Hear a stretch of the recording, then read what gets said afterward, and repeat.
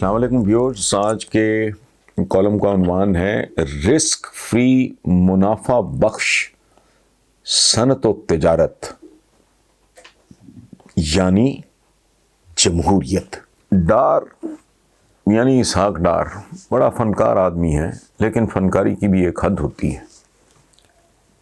چند روز پہلے وہ سمندر پار بیٹھا عجیب و غریب شکلیں بنا رہا تھا، جھوٹ پہ جھوٹ بول رہا تھا، اور میں اپنی لائبریری میں تنہا بیٹھا خجالت، ندامت، شرمندگی محسوس کر رہا تھا، کیونکہ یہ شخص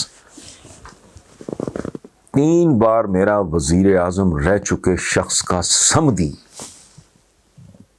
اور میرا سابق وزیر خزانہ ہے۔ کمال ہے، ان سب کے دامن بھی صاف، ان کے ہاتھ بھی صاف، اور پاکستان کا خزانہ بھی صاف۔ اس ملک میں چند خاندان اتنے خوش بخت ہیں کہ انہیں کبھی کسی کاروبار میں نقصان نہیں ہوا، لیکن پاکستان کو کبھی کسی کاروبار میں فائدہ نہیں ہوا، حالانکہ انہوں نے کاروبار ہی کوئی نہیں کیا کہ یہ تو جوان عمری سے ہی فل ٹائم سیاستدان ہیں۔ لیکن کیا کریں، معجزے تو ہوتے ہیں۔ سٹیل مل یہ کھا گئے، PIA یہ کھا گئے، ریلوے یہ کھا گئے۔ کیسا تاریخ ساز اور تاریخ شکن معجزہ ہے کہ 7 بھائیوں میں بٹوارا ہوتا ہے۔ میں تھوڑا ایکسپلین کر دوں جن کو نہیں پتا کہ نواز شریف، شہباز شریف صاحب کے جو والد تھے وہ 7 بھائی تھے، یہ میں اس طرف اشارہ کر رہا ہوں۔ کیسا تاریخ ساز اور تاریخ شکن معجزہ ہے کہ 7 بھائیوں میں بٹوارا ہوتا ہے، 6 کی اولادیں 100% کاروبار پہ فوکس کرتی ہیں۔ ایک بھائی کی اولاد یعنی میاں شریف مرحوم کی، نواز، شہباز وغیرہ، یعنی اس ایک بھائی کی اولاد سب سے بڑی صنعت اور تجارت یعنی سیاست کی طرف نکل جاتی ہے۔ ترقی تو باقی بھائیوں کی اولادیں بھی کرتی ہیں، لیکن سیاست کی تجارت اور صنعت کرنے والے حیران کن ضربے کھاتے چلے جاتے ہیں۔ ان کی ترقیاں دیکھی، سنبھالی اور گنی ہی نہیں جاتی، حالانکہ وہ ہول ٹائم سیاستدان ہیں اور دن رات ملک و قوم کی خدمت میں جٹے رہتے ہیں۔ ووٹ کو عزت پہ عزت دیے جاتے ہیں اور شرافت کی سیاست ان کا ایمان ہے۔ پس ثابت ہوا کہ پاکستان میں سیاست ہی فائدہ مند ترین تجارت ہی نہیں، صنعت بھی ہے۔ چند مستثنیات کو یعنی ایکسیپشنز کو چھوڑ کے کبھی غور فرمائیے، یہ پراسرار کھیل ہوتا کیا ہے؟ عوام کی خدمت کے جنون میں مبتلا کچھ لوگ کسی سیاسی جماعت میں گھستے ہیں، انتہائی گھٹیا اور ذلت آمیز پروسیس سے گزر کر اپنا الیکشن کے لیے اپنا ٹکٹ یقینی بناتے ہیں، کروڑوں روپیہ اپنی انتخابی مہم میں جھونکتے ہیں، پھر در در دھکے کھاتے اور ہر ایرے غیرے کس و ناکس کی دہلیز چومتے ہیں، اور پھر اگر الیکشن جیت جائیں تو انتہائی معمولی معاوضوں پر اسمبلیوں کے بور قسم کے سیشنز اٹینڈ کرتے ہیں۔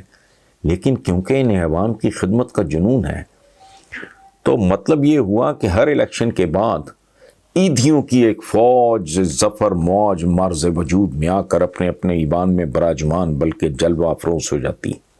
عیدیوں سے میری مراد عبدالستار عیدی مرحوم۔ لیکن اتنے ڈھیر سارے عیدیوں کی موجودگی میں بھی ملک مقروض اور عوام بجھے ہوئے چولہوں کے سامنے اوندے منہ پڑے ہیں، تو کیا یہاں کسی کو سمجھ نہیں آتی کہ یہ کون ہیں، کیا ہیں، اور اس کھیل میں لینے کیا آتے ہیں؟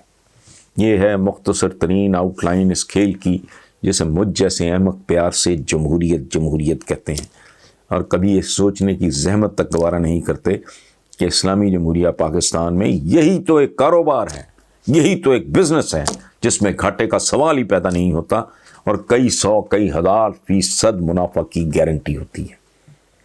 اور یہی وہ اکلوتی وجہ ہے کہ اسحاق ڈار جیسا سمارٹ بھی سچویشن سنبھال نہیں سکا کہ یہی اس کے مالکان نے بھی کیا، یعنی جو نواز شریف نے اسمبلی میں کہا تھا، یاد ہے آپ کو، جناب اسپیکر یہ ہیں وہ ذرائع، کدھر گئے وہ ذرائع؟ اور صاحبزادی کہتی ہے بیرون ملک کیا، میری تو پاکستان میں بھی کوئی جائیداد نہیں۔ اسحاق ڈار نے اپنے ایک اور مقامی انٹرویو میں اپنی اولادوں پہ نازل ہونے والی برکتوں کا بھی ذکر کیا، جس پر یہ پوچھنا بنتا ہے کہ حضور پوری دنیا میں برکت صرف آپ اور آپ کے باس کے اہل و عیال کے تعاقب میں ہی کیوں رہتی ہے؟ ایسی برکت کو بھوکے ننگے عوام دکھائی نہیں دیتے؟ اس برکت کا سارا فوکس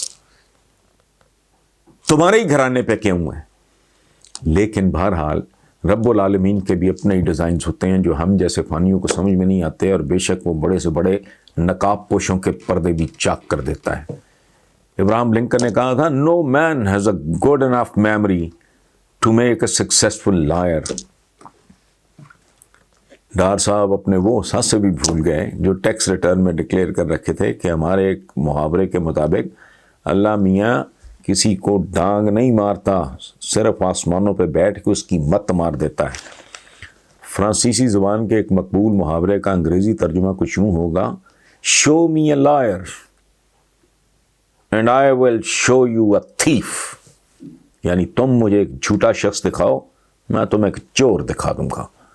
کچھ لوگوں کے جتنے ناقابل تردید قسم کے پے در پے جھوٹ گزشتہ 2-3 سالوں میں پکڑے گئے ہیں، اس کے بعد بھی اگر کسی بے غیرت کو ان کے بارے میں کوئی شک ہو تو اللہ اس کی حالت پہ رحم فرمائے کہ جھوٹ اور چوری تو جڑواں بہن بھائی۔ السلام علیکم ویورز، اس دفعہ ہمارے آفس نے کمال ہی کیا، جو انہوں نے کویسچنز بھیجے ہیں وہ زیادہ تر ہمارے جو انڈین ویورز ہیں وہ ان کی طرف سے ہیں۔ بہرحال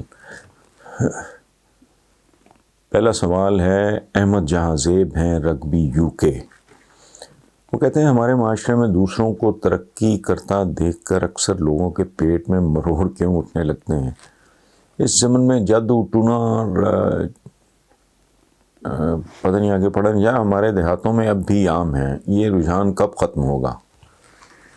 تو احمد جہاں زیب صاحب، ہمارے معاشرے میں صرف جادو ٹونا ہی نہیں، عامل بابے اور پتہ نہیں تعویذ گنڈا، قبر پرستی، یہ بے شمار بیماریاں لاحق ہیں۔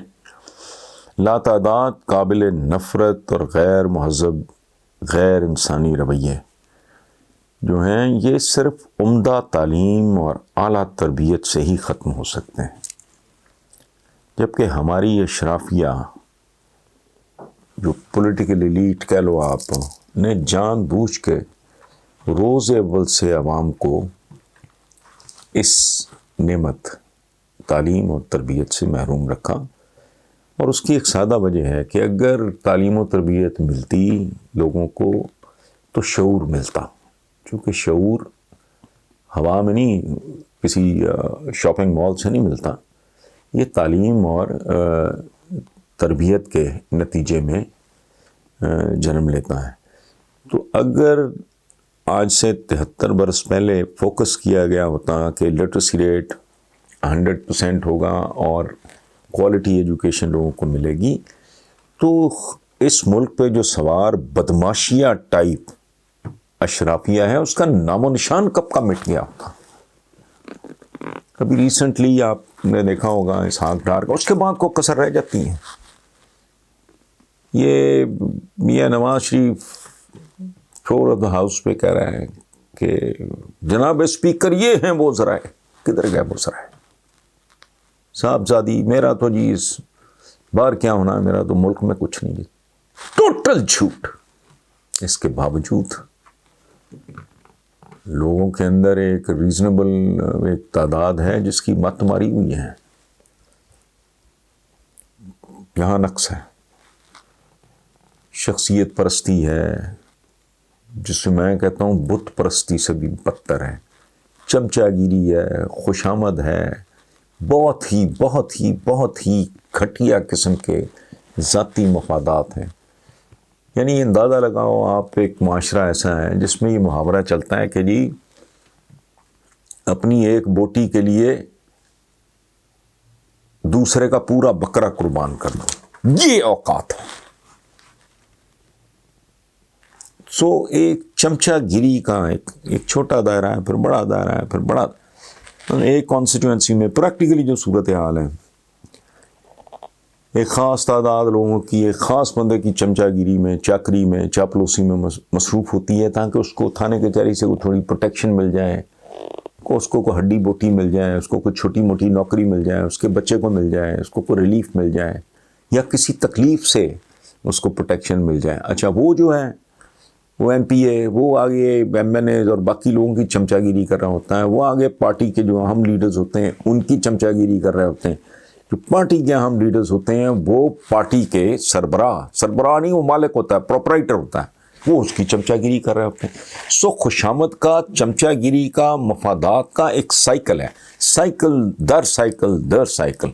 سو جب تک اس سے نجات نہیں ملتی، اور اس سے نجات ملنے کا صرف ایک ہی طریقہ ہے، عمدہ تعلیم، اعلیٰ تربیت. سو بنیادی طور پہ مجھے یہی سمجھ آتا ہے. باقی آپ کو کوئی اور بات سوچے تو میرے ساتھ آپ نیکسٹ ٹائم ضرور شیئر کریں.